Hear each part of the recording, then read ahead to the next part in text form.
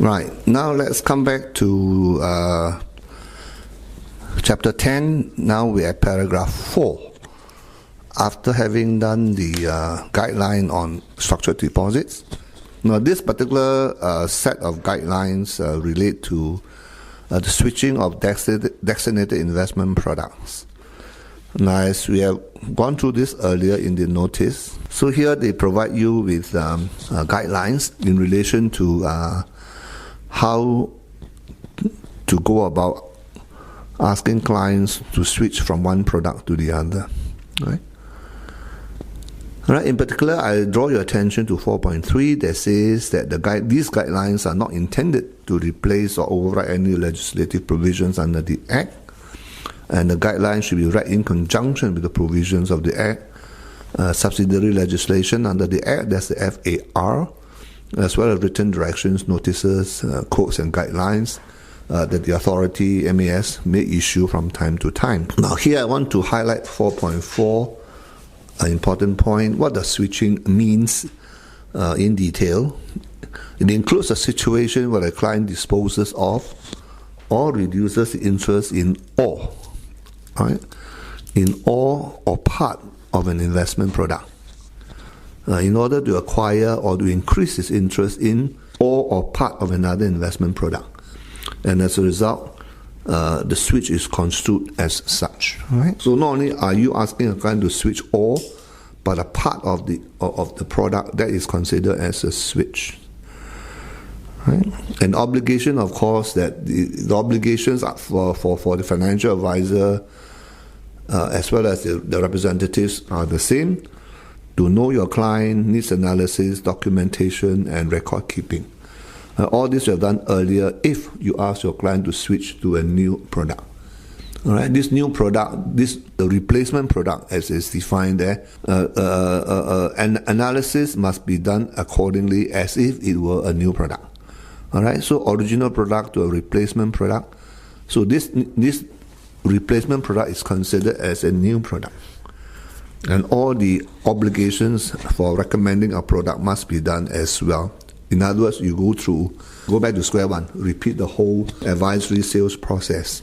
All right, and importantly, to advise to the client or disclose to the client any fee or charge that the client has to bear to switch from the original product to the new replacement product. All right, so then of course 4.6 tells us that representatives must be conversant with the responsibilities and comply with all applicable laws, rules, and regulations relevant to switching.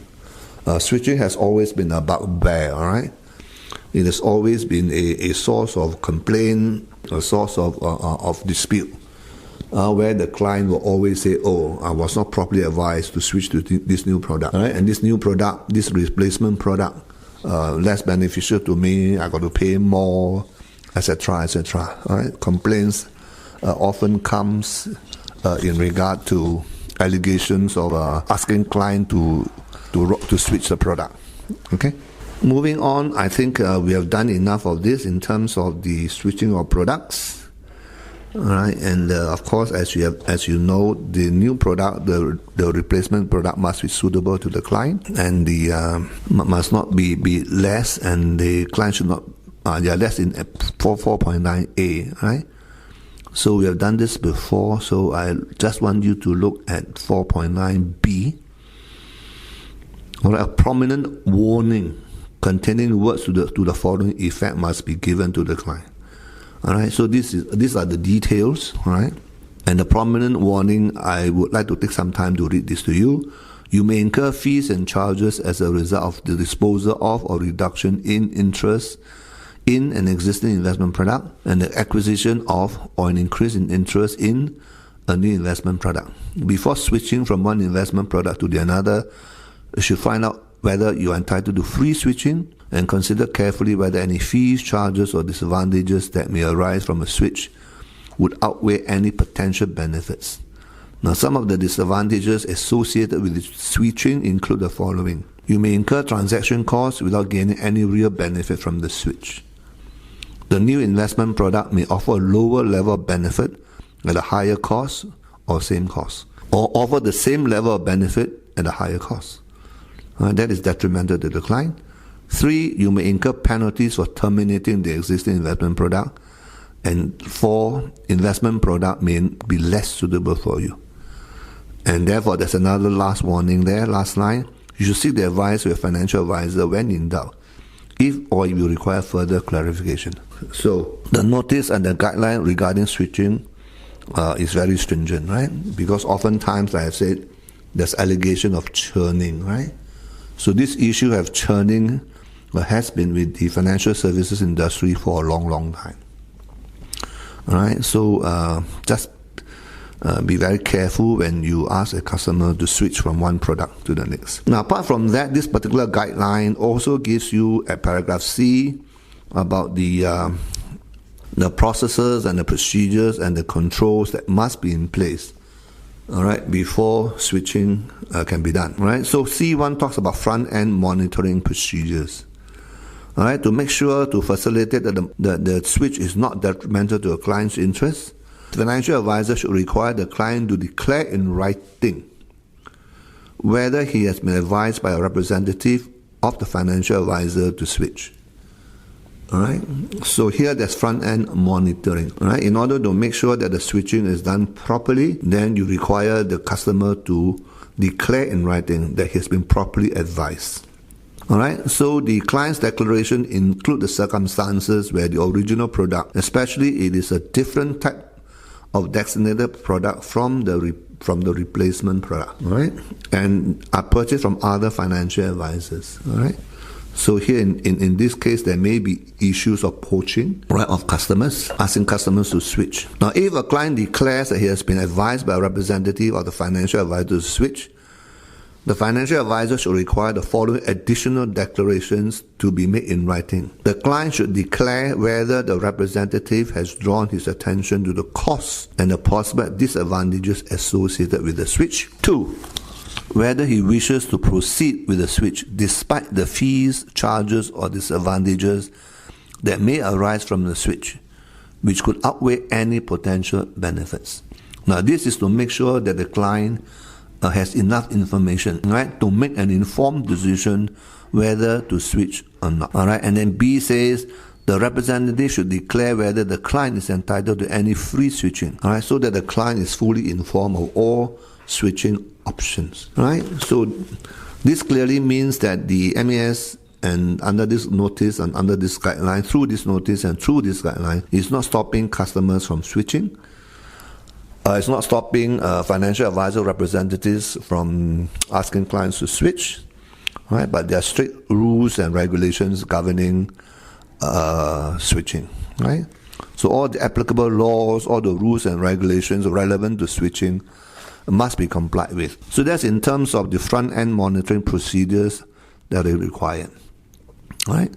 So apart from the declaration, 4.12 here talks about explanation to the client on the basis of his recommendation. All right? So not only must the client make those declarations, the representative has this duty and responsibility. He shall explain to his client, all right, the basis. And the basis should be documented, right, in case of any allegations. And then, of course, when a client declares that the representative has recommended the switch, then the financial advisor requires the supervisor, all right, the supervisor of the representative to review the switching recommendation. I want to pause there for a while, right? So now we involve another party, the supervisor. Now look at the footnote below that page. Supervisors refer to the person who is responsible for the conduct of a representative. And this particular supervisor is equipped, meaning has the knowledge and expertise and experience to assess whether the switch is appropriate. All right, it boils down to one single thing: whether the switch is suitable for the client, the product is suitable for the client, and whether the switch therefore is an appropriate switch, an appropriate recommendation. So despite the declaration and having a reasonable basis, all right, the financial advisor now requires a supervisor, all right, to review the switching recommendation and indicate in writing whether he agrees with the recommendation made. And if not, the actions that have been taken to rectify the situation. right? All right, and then of course, in considering whether the switch is appropriate, this supervisor should take into account the following factors, which was set out in paragraph 42 of the notice, FAA number 16. Now that is the notice on switching, right? And I say these are the guidelines that gives you more substance and more details, right? So A, B, C, D were set out in paragraph 42 of the notice, which we have done earlier. So just cast your eye and look down that 4.13, you will see the 4 points there. So this supervisor, when he does the review, will have to look at the 4 points there.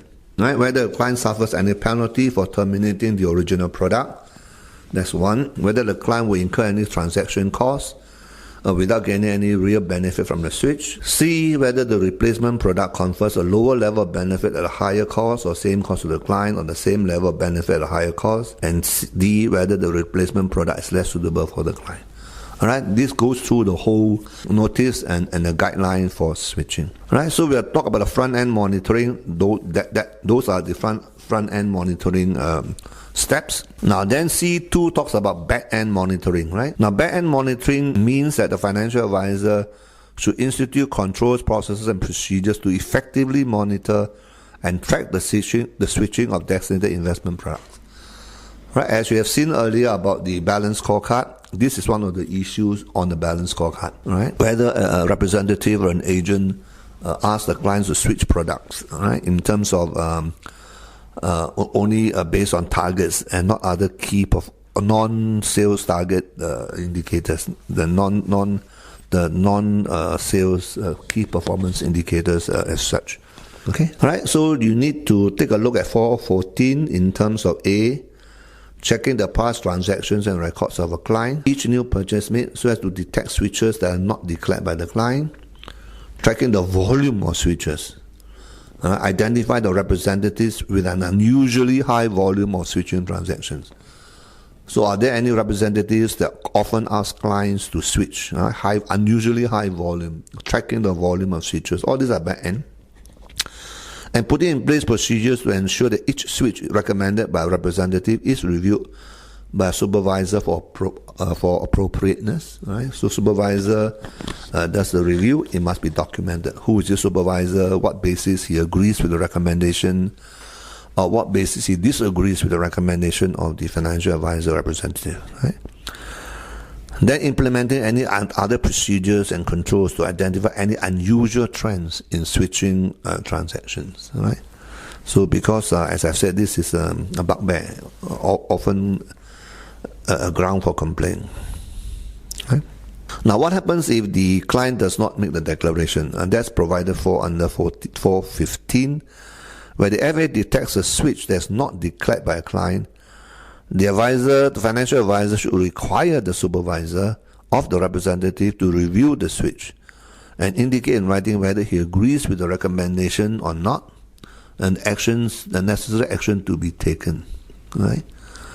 And the back-end processes should be implemented commensurate with the financial advisor's nature of business and risk. Right? So the bigger the financial advisor is, the more complex, the more sophisticated must be the back-end monitoring to make sure that the rules and regulations governing switching are met. Okay. Then, of course, the last point there, D, talks about remuneration structure. And any remuneration structure based solely on the sales volume generated by the representative may encourage product pushing, underline that, product pushing and undesirable switching. In other words, churning, right? A financial advisor should structure the remuneration package of his representatives to uphold the responsibility to provide good quality professional service, and hence, as I've said earlier, the balance scorecard. In the past, when the balance scorecard was not introduced or was not implemented, then we saw a lot of this switching and churning issues in the market. Now, I'm not saying that the switching are not the switching is not prevalent anymore. It may be so, or it may not be so, but at least there are notices and guidelines and in place to ensure that the switching complies with all the rules and regulations for switching. Again, this is in terms of protecting the retail consumer, the retail customer. Now, very quickly, now I move on to the next paragraph under Chapter 10, and that's paragraph 5. Now, this relates to the guideline on fair dealing. Now, again, this is MAS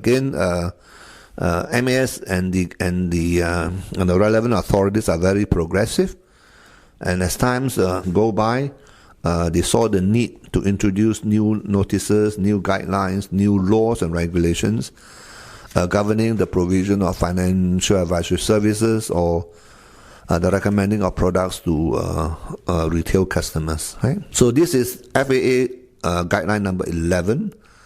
It pertains to fair dealing, and paragraph 5.2 talks about the guidelines incorporate public comments, right? Lessons from the 2007 and the 2008 financial crisis, and the MAS draft proposals from the consultation paper on the review of the regulatory regime governing the sale and marketing of unlisted investment products issued on 12 March 2009. Now, this is what I've said earlier, right? The relevant authorities, including the MAS, right, they are progressive, right? They have initiatives to ensure that the market is transparent, right? The market is open and well regulated, right? And as a result of which, they have this particular guideline known as the Guidelines on Fair Dealing, Board and Senior Management Responsibilities for Delivering Fair Dealing Outcomes to Customers. All right, now 5.4, straight away we go into the details.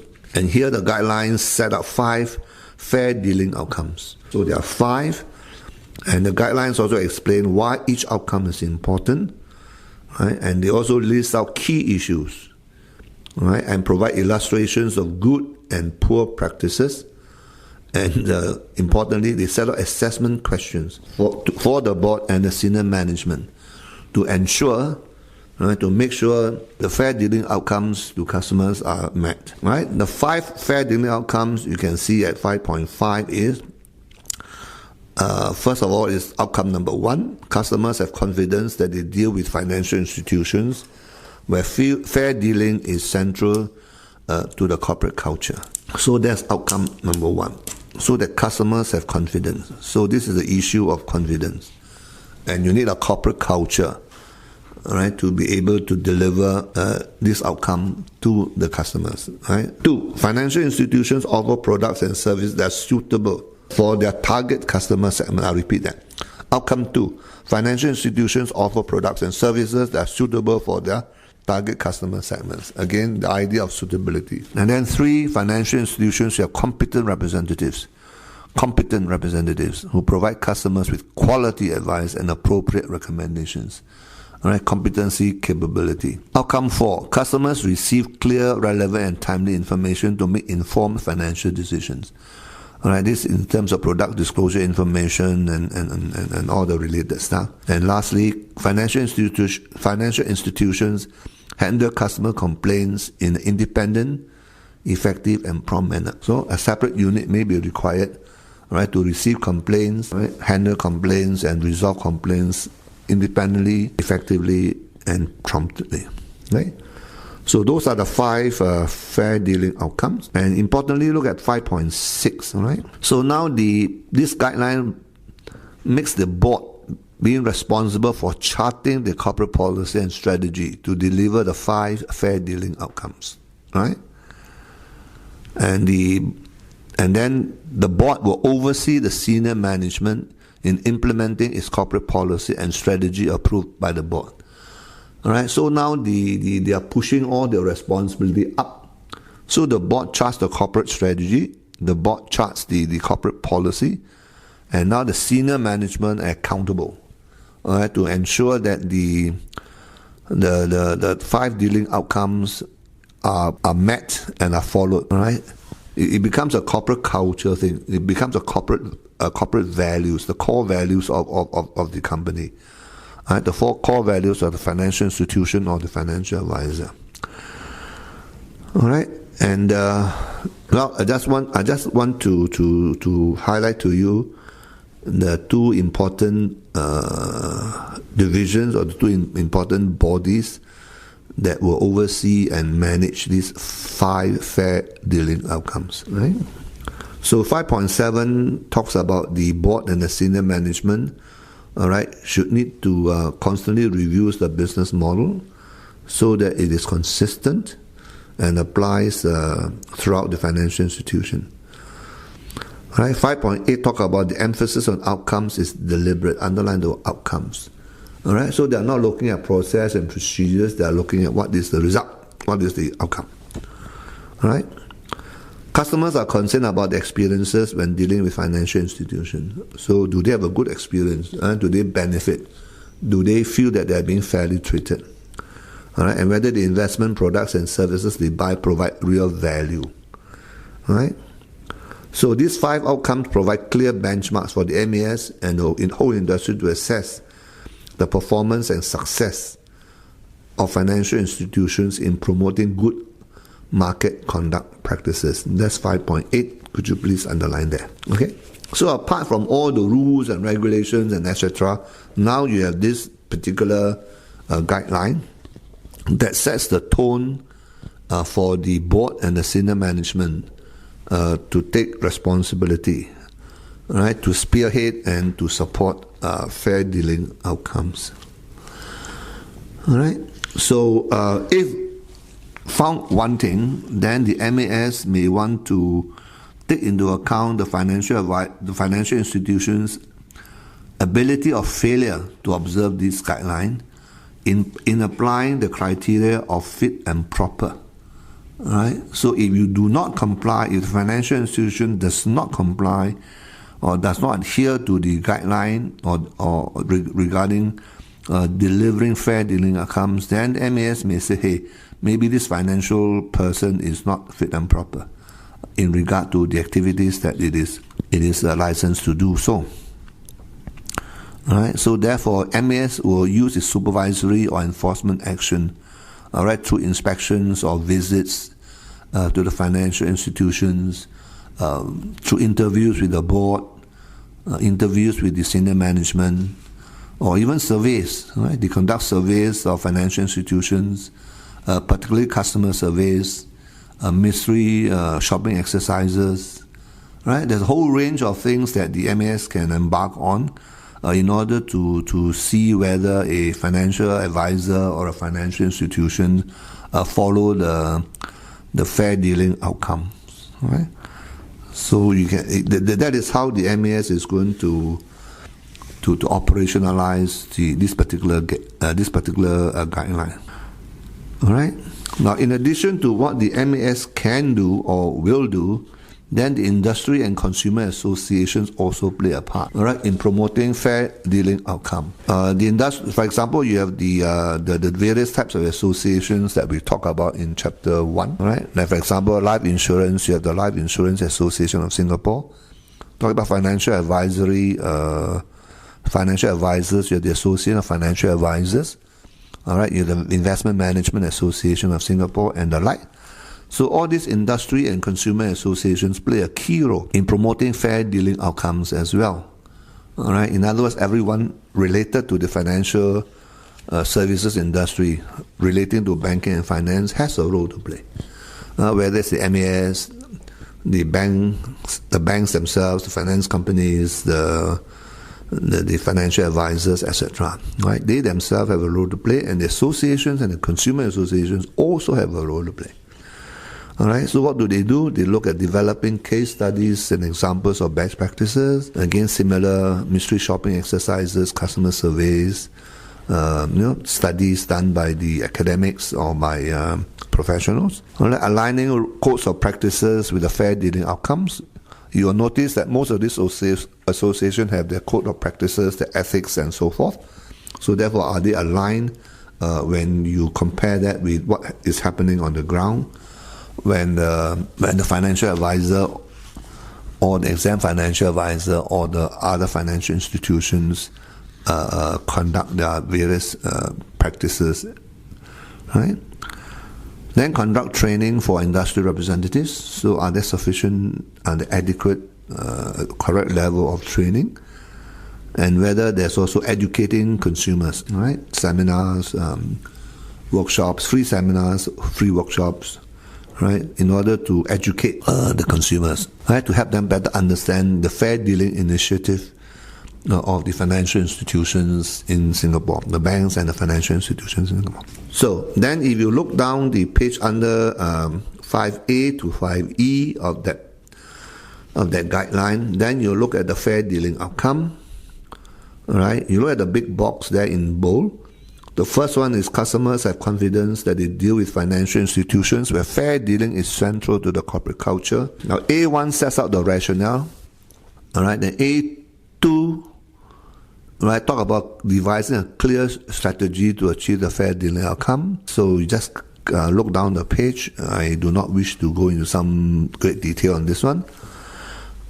Right, now take some time to look at the illustration 10.1a. Right, this guideline provides this particular illustration and the comment to enable you to understand how the financial institution can devise a clear strategy, right, to achieve the fair dealing outcome as a corporate strategy, as a corporate core value. All right, that's A2. Then A3, aligning organizational policies and practices to the fair dealing outcome. All right, so there you have there paragraph 5.19 all the way to 5.21. Okay, and illustration 10.1b is also given to you with a comment. All right, now this will help you to better understand how this alignment of the policies and practices to the fair dealing outcomes.